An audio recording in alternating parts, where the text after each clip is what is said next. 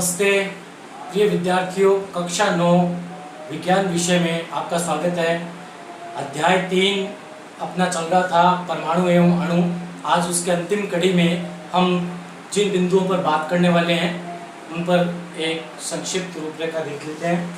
आज हम पढ़ेंगे। पूर्व वीडियो में मैंने आपको परमाणु भार निकालना सिखाया था, उसमें जो अपवाद देखे थे 1, 4, 7, 17, 18 इनके बारे में, आणविक द्रव्यमान, सूत्र इकाई द्रव्यमान और मोल संकल्पना, इन 4 बिंदुओं पर आज बात करने वाले हैं। तो लीजिए आइए बात करते हैं। कुछ तत्वों के परमाणु भारों में अब जो अपवाद रह गए थे 1, 4, 7, 18, 1, 4, 7, 17 और 18, इनमें देखिए जो नियम मैंने आपको बताया था सम संख्या के लिए, उनमें बताया था मैंने कि जो भी परमाणु क्रमांक है उसको 2 से गुणा करना है अगर परमाणु क्रमांक सम संख्या में हो, और अगर विषम संख्या में हो तो आपको उसमें 2 से गुणा करके 1 जोड़ना था। ये तो मूल नियम था, लेकिन अपवाद में ये नियम उल्टा हो जाता है। अब देखिए एक संख्या के लिए जो इसका परमाणु भार है वो 1 ही रहेगा हाइड्रोजन के लिए, परंतु यहाँ देखिए 4 नंबर सम संख्या है, तो सम संख्या का नियम यहाँ पे न लेके इसका उल्टा लगेगा। इसका मतलब क्या हो गया, ये नीचे वाला लगेगा, तो 2 गुणा z प्लस 1 वाला नियम लगेगा, और ये हो जाएगा 2 इंटू 4 प्लस 1 और 9, तो इसका हो जाएगा 9। फिर ये देखिए 7 विषम संख्या है, तो विषम संख्या वाले में जो नियम लग रहा है उसका जस्ट उल्टा यानी सम संख्या वाला लगेगा। तो 7 है इसका परमाणु क्रमांक, तो 2 इंटू z, तो 2 इंटू 7 बराबर 14, तो 7 नंबर के लिए 14।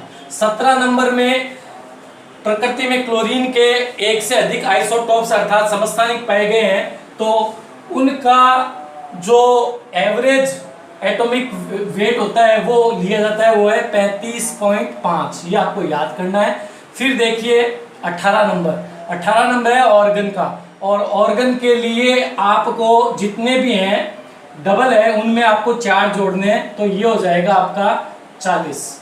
18 इंटू 2 बराबर 36 और प्लस 4 40, कितना है?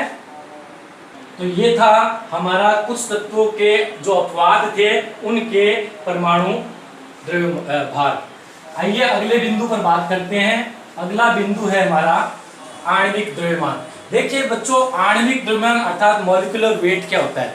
किसी भी एक से अधिक ऐसे गैस या परमाणु जो आपस में मिलकर एक अणु की संरचना करते हैं, फिर उसका जो वेट निकालते हैं यूनिफाइड यूनिट में, उसको अपन आणविक द्रव्यमान कहते हैं। मेरे कहने का मतलब है जैसे जल का जो सूत्र होता है वो होता है H2O, जिसमें हाइड्रोजन के 2 परमाणु और ऑक्सीजन का 1 परमाणु, ये तीनों मिलकर H2O का निर्माण करते हैं। अब इन तीनों मिलकर जो इसका भार निकालेंगे उसको अपन आणविक द्रव्यमान बोलते हैं, क्योंकि H2O एक अपनी स्वतंत्र आणविक फॉर्म रखता है, यानी ये H2O फॉर्म है या आप CH4 है, जितने भी सहसंयोजक यौगिक के अणु होते हैं वो अपनी एक स्वतंत्र यूनिट के रूप में प्रयुक्त होते हैं। इसलिए जो स्वतंत्र रूप से कार्य करे ऐसे अणुओं के द्रव्यमान को निकालने के लिए जो शब्द आता है उसको बोलते हैं अपन आणविक द्रव्यमान। तो लीजिए इसका निकालते हैं। हाइड्रोजन का जो वेट है, ज्ञात वेट है, उसका जो एक्चुअल मान होता है वो 1.008 होता है, परंतु हम इसको सहूलियत के लिए कैलकुलेशन के लिए एक ही यूज कर लेते हैं और इसके साथ लगाते हैं यू। वैसे AMU लगा सकते हैं, लेकिन आजकल जो यूनिट इस्तेमाल की जाती है वो यूनिफाइड यू इस्तेमाल की जाती है। तो देखिए इसका 1 U और इसके जो परमाणु है वो हमारे पास 2 है, प्लस ऑक्सीजन का हमारे पास जो एक्चुअल मान होता है वो 15.99 होता है, लेकिन इसको अपन 60 अर्थात 16 मान लेते हैं, 16 U, तो ये हो जाएगा यहाँ पे 16 इंटू 1, क्योंकि इसका परमाणु 1 है। अब देखिए 2 प्लस 16 और इसका टोटल आ जाएगा 18 U। तो ये जो U है ये H2O के एक मॉलिक्यूल का आणविक द्रव्यमान कहलाता है। नेक्स्ट आता है सूत्र इकाई द्रव्यमान। नेक्स्ट आता है सूत्र इकाई द्रव्यमान, इसको अपन फॉर्मूला मास भी बोलते हैं। देखिए फॉर्मूला मास किस प्रकार से निकलता है। आणविक द्रव्यमान या सूत्र इकाई द्रव्यमान निकालने की विधि एक ही है, लेकिन फिर भी इनके नामों को अलग अलग क्यों रखा गया है उसका आप रीजन सुन लीजिए। इन दोनों में अंतर होता है, लेकिन इनका जो वेट आता है वो सेम ही, तरीका सेम ही होता है कैलकुलेशन करने का, लेकिन फिर भी इनको अलग अलग क्यों लिखा है। इसलिए लिखा है कि जब भी कोई सहसंयोजक बंधों से मिलकर जो अणु स्वतंत्र अणु बनता है, अगर उसका कैलकुलेशन अपन को करना है तब तो वो आणविक द्रव्यमान अर्थात मॉलिक्यूलर वेट कहलाएगा। और अगर ऐसे जो यौगिक है उनके जो अणु हैं जिनमें आयन स्वतंत्र रूप से भाग लेते हैं, जैसे मैंने लिखा NaCl के अंदर सोडियम आयन और क्लोरीन आयन ये अलग अलग यूनिट में काम करते हैं। इनको अपन एक मॉलिक्यूल के रूप में इस्तेमाल न करके आयन के रूप में बोलते हैं। तो जितने भी आयनिक यौगिक होंगे उनका अगर वेट अपन निकालेंगे तो उसको अपन सूत्र इकाई द्रव्यमान या फिर उसको अपन बोल देते हैं फॉर्मूला यूनिट बोलते हैं। और तरीका दोनों का एक ही है। देखिए सूत्र इकाई द्रव्यमान के लिए अपन एक एग्जांपल लेते हैं NaCl का।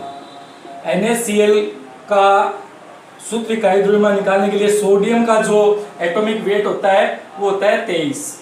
ये जो मैं पूर्व वीडियो में आपको परमाणुओं के द्रव्यमान निकालना सिखाया है मैंने, ठीक उसी विधि से ये तो 23 इसका द्रव्यमान है, एक ही परमाणु है। प्लस कर दीजिए क्लोरीन का, अभी भी मैं आपको बता के गया था 35.5। अब इनको आप जोड़ दीजिए, ये हो गया 58.5 यहाँ पर आप लगाएंगे U। ये U है यूनिफाइड अर्थात इसकी इकाई का संकेत है। U भी लगा सकते हैं या AMU भी आप लिख सकते हैं। तो ये था सूत्र इकाई द्रव्यमान, सभी इसी प्रकार से निकाले जाएंगे और किताबों में भी बहुत सारे एग्जांपल्स हैं, तो आप जरूर से आप अभ्यास कीजिएगा। नेक्स्ट बिंदु आता है मोल संकल्पना, जो कि अति महत्वपूर्ण टॉपिक है। मोल संकल्पना किसी भी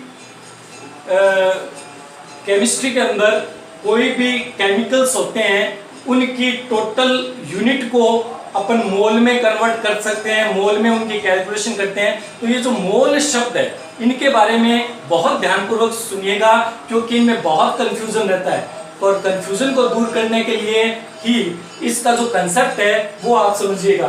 देखिए आइए बोर्ड पे देखिए, कुछ चीजें आपको बहुत ध्यानपूर्वक याद करनी पड़ेगी। देखिए एक मोल का मतलब ये होता है कि जो कार्बन 12, कार्बन के 3 समस्थानिक होते हैं, कार्बन 12, कार्बन 13 और कार्बन 14, जिनमें कार्बन 12 का जो है वो एक स्टैंडर्ड एटम ले लिया गया है जिनका मान है वो मान्य है। कार्बन 12 को एक स्टैंडर्ड अर्थात मानक मान ले लिया गया है कि इसी का ही मान इस्तेमाल करना है। तो कार्बन 12 के 12 ग्राम परमाणुओं की जो संख्या है वो 1 मोल के बराबर होती है। फिर से सुनिए, 1 मोल का मतलब है कार्बन 12 के 12 ग्राम में जितने परमाणुओं की संख्या होगी वो 1 मोल होती है। अब देखिए 1 मोल में कार्बन 12 के एक परमाणु का द्रव्यमान कितना होता है, इसका मान फिक्स होता है, कैलकुलेटेड होता है 1.99264 इंटू 10⁻⁻23 ग्राम। फिक्स है, ये आपको याद करना पड़ेगा। अब इससे आपको 1 मोल में स्थित कणों की संख्या निकालनी है। तो 1 मोल में कणों की संख्या निकालने के लिए, क्योंकि 1 मोल में 12 ग्राम है, तो 12 ग्राम में से किसी एक परमाणु के द्रव्यमान का अगर भाग दे दिया जाए तो कुल कणों की संख्या हमारे पास आ जाएगी, जिसका मान होता है 6.022 इंटू 10⁻23। देखो कैसे है, 10⁻³ ये ऊपर जाते ही क्या हो जाएगा, 23 हो जाएगा। और ये देख लो अप्रोक्सीमेटली 2 है, 1.99 है, तो इसका भाग इसमें 12 में देंगे तो 6 ही जाएगा, तो एक्चुअल मान आ जाएगा 6.022 इंटू 10⁻23। इस संख्या को बच्चों अवोगाद्रो संख्या कहते हैं। अब इसी अवोगाद्रो संख्या का इस्तेमाल हम करेंगे मोल में। तो 1 मोल का मतलब है अगर किसी पात्र में 1 मोल कण मौजूद है, मैं कह दूं 1 मोल कण मौजूद है, तो उसमें कणों की संख्या हमेशा फिक्स होती है, जो कि कार्बन 12 स्टैंडर्ड मान से ये मान निकाला हुआ है और इसी मान के आधार पे सारी कैलकुलेशन की जाती है। फिर से सुन लीजिए, 1 मोल के किसी भी पदार्थ के 1 मोल की संख्या में 6.022 × 10⁻23 कण फिक्स होते हैं और इसी मान को अवोगाद्रो संख्या कहते हैं और ये सभी के लिए लागू होता है। अब देखिए 1 मोल निकालने का सूत्र क्या होता है। आपको एक शब्द आएगा मोलर द्रव्यमान। इस मोलर द्रव्यमान शब्द पर आपको ध्यान देना है, इसको क्या कहते हैं। देखिए मोलर द्रव्यमान का मतलब होता है बच्चों कि किसी पात्र के अंदर, मान लीजिए ऑक्सीजन ले ली मैंने, ऑक्सीजन का 1 मोल पात्र इसमें भरा हुआ है। तो 1 मोल का मतलब है कि इसके अंदर ऑक्सीजन का जो मॉलिक्यूल होता है वो O2 होता है, 1 ऑक्सीजन का मान होता है वो 16 U होता है, तो 2 का हो जाएगा 32 U। तो ये 32 U यूनिट है, वो इसकी AMU है, एटॉमिक मास यूनिट। अब इस 32 U को आपको ग्राम में चेंज करना है, तो ग्राम में चेंज करना है तो फिर ये 32 U है, अगर इसको आप इससे मल्टीप्लाई करते हैं तो ये वापस ग्राम में आ जाता है, तो ये मान आ जाएगा 32 ग्राम। तो ये यूनिट चेंज के लिए यहाँ पे इस्तेमाल होता है और ये 32 ग्राम है, ये कहलाएगा मोलर द्रव्यमान। तो देखिए एक एग्जांपल देखते हैं अपन, जैसे 32 ग्राम ऑक्सीजन कितने मोल के बराबर होती है। तो 32 ग्राम आपने सवाल में दिया है और 32 ग्राम इसका मोलर द्रव्यमान है, तो ये कितने मोल के बराबर आ गई, 1 मोल। तो ये था हमारा आज का टॉपिक। इसी के साथ अध्याय नंबर 3 समाप्त होता है। अगले वीडियो में नेक्स्ट अध्याय